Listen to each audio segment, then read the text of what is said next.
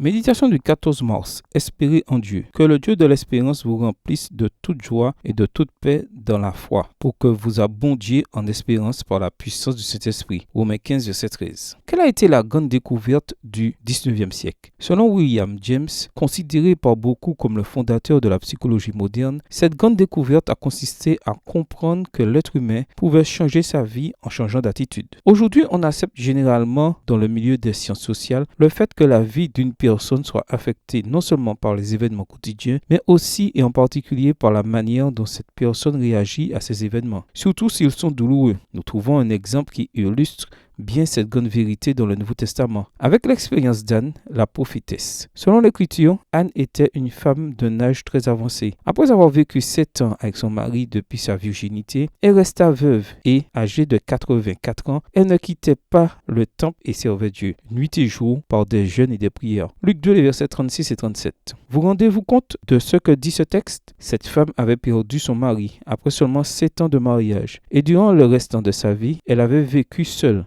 Cependant, elle ne s'était pas éloignée de Dieu. Au contraire, elle avait continué à prier et à le servir dans le temple. En d'autres termes, les eaux amères de la vie ne l'avaient pas convertie en une personne aigrie. Qu'est-ce qui a permis à Anne d'encaisser le coup que représentait la mort de son mari? Cette femme de bien était comptée parmi ceux qui attendaient la rédemption de Jérusalem, verset 38. Autrement dit, au lieu de vivre en regardant en arrière sur son passé, Anne avait placé son espérance dans l'avenir, dans le jour où la promesse de la naissance du Messie s'accomplirait. Et Dieu lui accorda le privilège de voir ce jour. Au moment même où Siméon prenait l'enfant dans ses bras et louait Dieu, Anne se présenta et put contempler le Rédempteur d'Israël. Vous et moi avons été frappés par les injustices de la vie. Comment réagirons-nous aujourd'hui? Continuons-nous à regretter notre passé? Ma recommandation est que, comme Anne, nous vivions en nous orientant vers l'avenir, jusqu'au jour de notre rédemption. En attendant, comme dit notre texte pour aujourd'hui, prions pour que le Dieu de l'espérance nous remplisse de toute joie et de toute paix, et que nous abondions en espérance par la puissance du Saint-Esprit. Notre prière: Dieu de toute espérance, remplis aujourd'hui et toujours mon cœur de joie et de paix, tandis que j'attends le jour de ma rédemption. Bonne journée à vous et que le Seigneur vous bénisse.